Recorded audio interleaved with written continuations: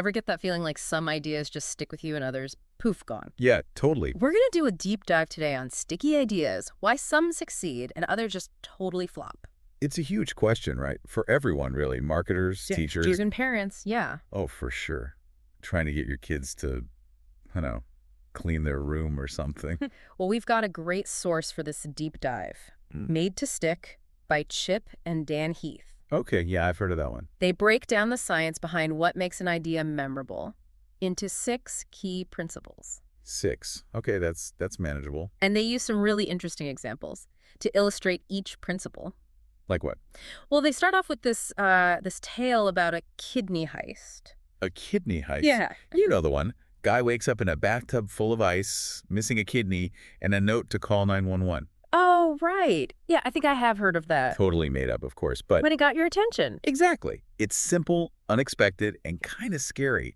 And it just spread like wildfire. Makes you think about what you believe, huh?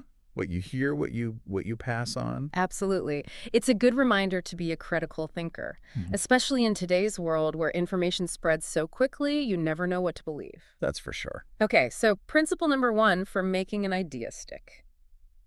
Simplicity. Simplicity, right. So boiling it down to the very essence of the idea. Exactly. Finding the core of your message. Not dumbing it down, but just, getting rid of all the fluff. Yeah, like an elevator pitch. If you only had a few seconds to explain it. Perfect analogy. The Heaths actually use a military example for this. The U.S. Army's commander's intent. Okay. So even in the chaos of battle, every soldier knows the ultimate goal, no matter what. Wow. That's really powerful. So, think about it this way. If you're giving a presentation, right, or even just writing an email, you don't want to overwhelm your audience. Well, you lose them right away. Exactly. You need to figure out that one key takeaway you want them to remember. So what would that be for you today? Today, to think about how we can make our own ideas stickier. Okay, I like that. Nice and simple. All right, principle number 2, unexpectedness. We're switching gears a little bit. Unexpectedness. Okay, so throwing in a surprise or two. You got it. Breaking patterns, going against expectations. But doesn't that get gimmicky? Like, remember those old .com ads? All flash, no substance? Yeah.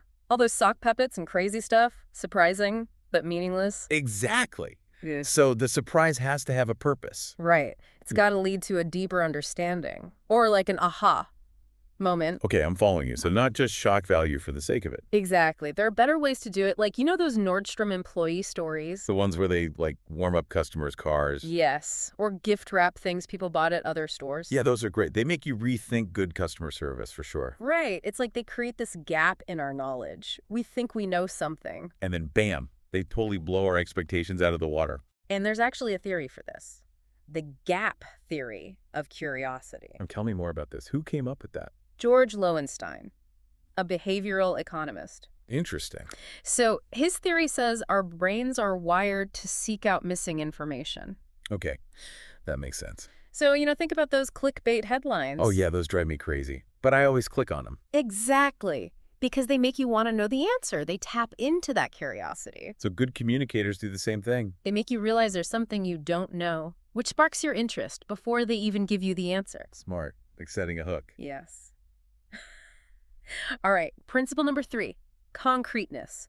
This one's all about making your ideas tangible. Concreteness. Okay, so instead of being all vague and abstract. Right, you use language that people can easily understand and visualize. So instead of saying high performance. How do you say V8 engine? Ooh, yeah. Much better.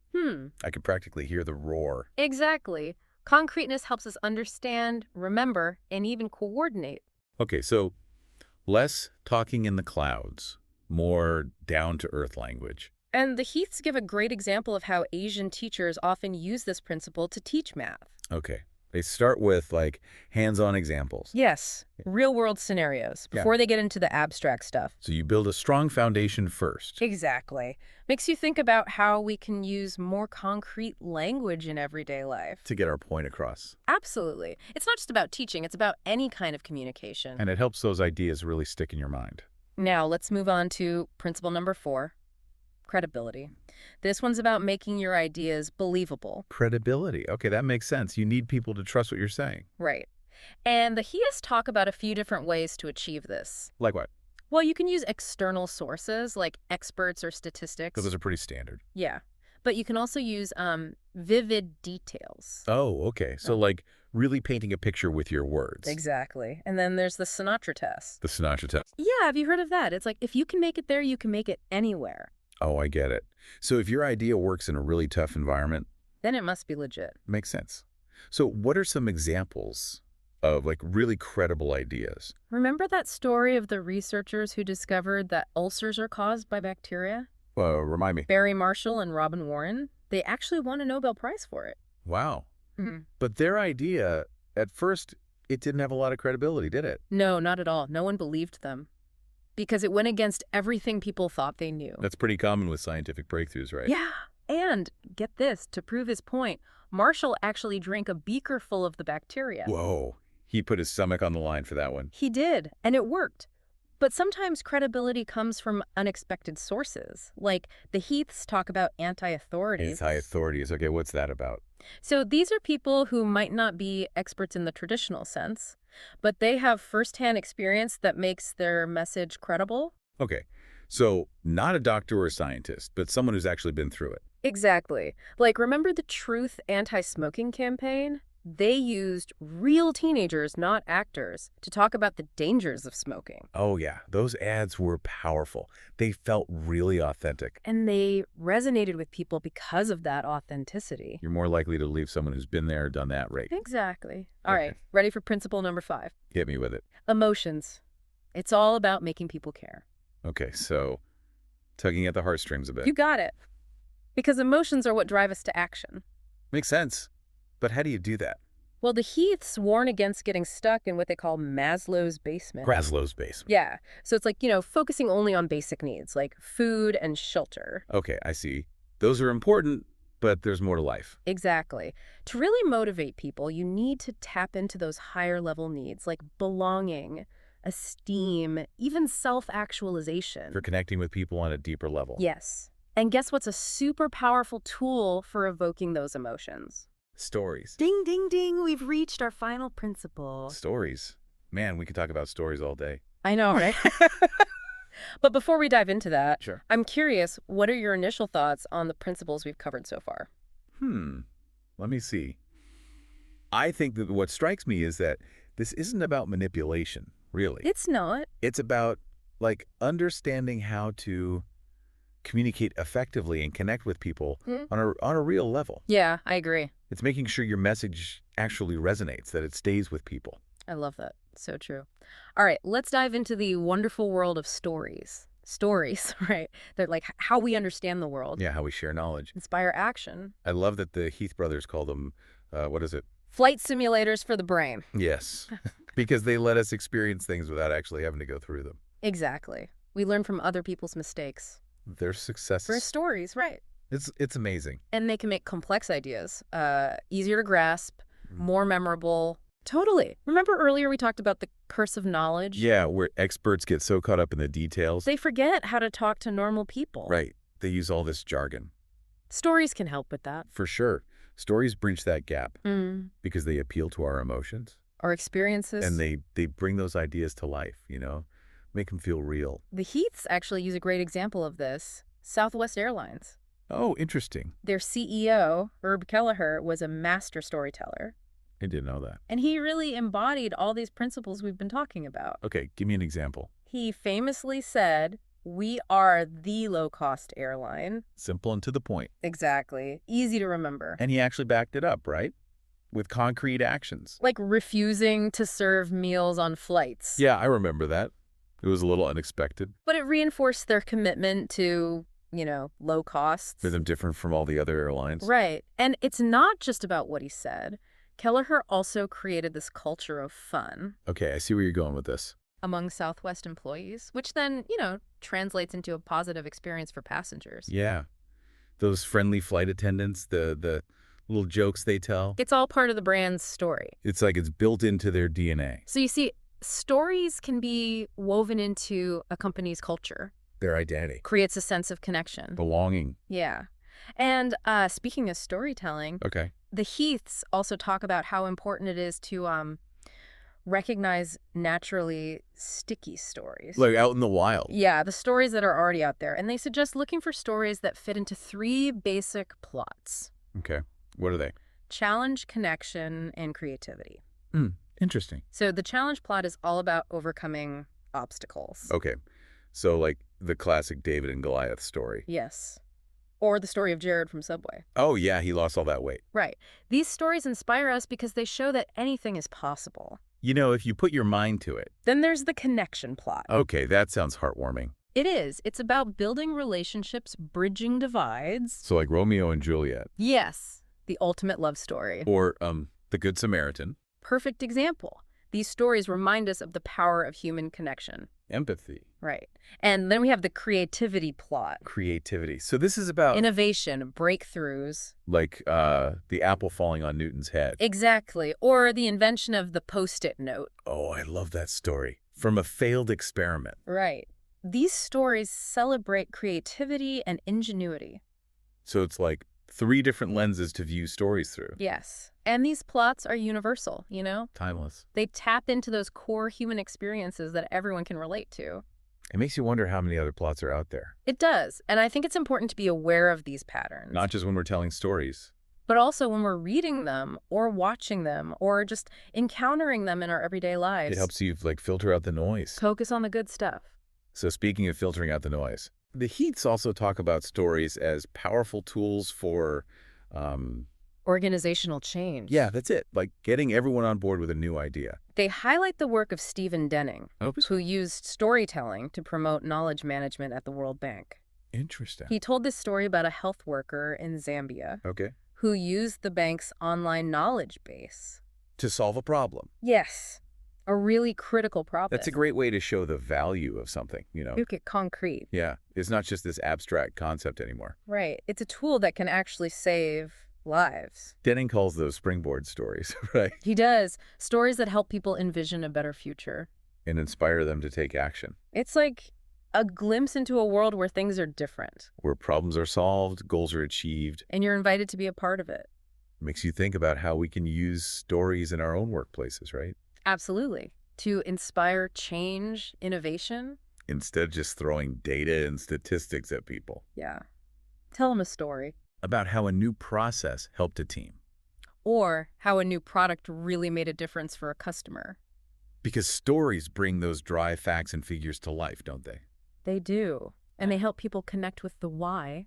Which is so important. But the Heaths also talk about something else. Using stories to kind of counter that natural tendency to oversimplify complex ideas. Oh, yeah, I see what you mean. Like trying to sum up a whole symphony in just a few notes. You lose all the nuance, the beauty, the emotion. And it happens all the time, you know? Mm. People want the executive summary. The bullet points. Without realizing that sometimes you need the whole story. To really understand something. It's like cutting out the heart of it. The Heaths share an example of some speakers who were really upset when they were asked to summarize their presentations. Oh, why? Because they had put too much work into them, you know? Their heart and soul. And they didn't want to see their work reduced to just a few bullet points. I get it. Those summaries might be convenient. But they don't tell the whole story. They miss the emotional depth, the context. The human element. Right. And that's where stories can be so powerful. But they let us convey a lot of information. In a way that's engaging and memorable. It's like sneaking those complex ideas in under the radar. I love that analogy, like a Trojan horse. Yes. And the Heaths, they wrap up their discussion of stories with a really powerful message. What's that? They say, we can extract a moral from a story, but we can't extract a story from a moral. Whoa, that's deep. It's a reminder that stories are more than just lessons or messages. They're experiences. Transport us. They let us see things in new ways. And that's what makes them so sticky.